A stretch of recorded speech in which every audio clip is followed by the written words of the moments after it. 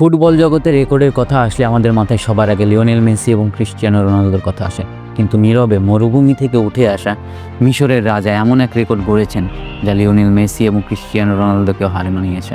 সম্প্রতি মোহাম্মদ সালাহ মিশরের হয়ে ১০০তম গোল কন্ট্রিবিউশন করেছেন। এই ১০০টা গোল কন্ট্রিবিউশন করতে তার ম্যাচ খেলতে হয়েছে মাত্র ১১১টি, যেখানে ১০০ গোল কন্ট্রিবিউশন করতে পেলের লেগেছে ৭৭টি ম্যাচ, নেইমারের লেগেছে ৯৪টি ম্যাচ, লুকাকুর লেগেছে ১১৩টি ম্যাচ, সুয়ারেজের লেগেছে ১১৬টি ম্যাচ, মেসির লেগেছে ১২২টি ম্যাচ এবং রোনালদোর লেগেছে ১৩৬টি ম্যাচ।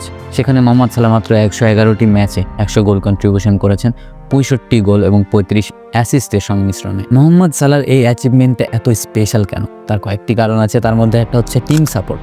আর্জেন্টিনা ৩বারের বিশ্ব চ্যাম্পিয়ন হয়ে মেসি তার টিম সাপোর্ট হিসেবে পেয়েছেন অনেক নামি দামি ফুটবলারকে। সেখানে ক্রিস্টিয়ানো রোনালদো ব্যতিক্রম নয়, তিনিও অনেক নামি দামি ফুটবলারকে পাশে পেয়েছেন। কিন্তু মোহাম্মদ সালাহর বিষয়টা বলতে গেলে তিনি একদম ওয়ান ম্যান আর্মি হিসাবে টিমকে আগলিয়েছেন।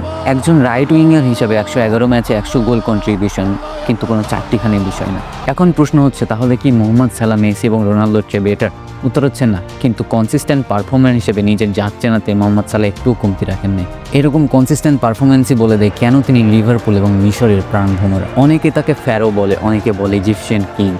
কেন তিনি ফ্যারো বা কেন তিনি কিং, এই জিনিসটা দিন দিন প্রমাণ করেই যাচ্ছেন মোহাম্মদ সালাহ। এত ভালো পারফরমেন্সের পরে মানুষ মোহাম্মদ সালাহকে নিয়ে সেরকম কিছু বলে না। বিইং এ লিভারপুল ফ্যান, আমার ইচ্ছা ছিল মোহাম্মদ সালাহকে নিয়ে কিছু বলার, এবং আমি মনে করি মোহাম্মদ সালাহ বর্তমান সময়ের সবচেয়ে সেরা আন্ডাররেটেড প্লেয়ার। আমি যখন এই ভিডিওটা রেকর্ড করছি তখন আমি প্রচণ্ড ইমোশনাল, কারণ আমি জানি 2 দিন পরে হয়তো আপনারা মোহাম্মদ সালাহকে ভুলে যাবেন। কিন্তু বিইং এ লিভারপুল ফ্যান আমি কখনোই বলতে পারবো না, কারণ আমি জানি আমার ক্লাবের জন্য এই মানুষটা কী ছিল, কী করেছে। আমি অনেক সময় দেখি মোহাম্মদ সালাহর সঙ্গে আপনার প্রাইম হ্যাজার্ডের তুলনা করেন। রিকোয়েস্ট থাকবে এই কম্প্যারিজনটা করবেন না। এই কম্প্যারিজনটা মোহাম্মদ সালাহর ক্যারিয়ারের সঙ্গে জাহিন। আমি সব ফুটবলারের প্রতি রেসপেক্ট রেখে বলছি, যারা লেজেন্ড তাদের নামের শুরুতে কখনো প্রাইম লাগাইতে হয় না।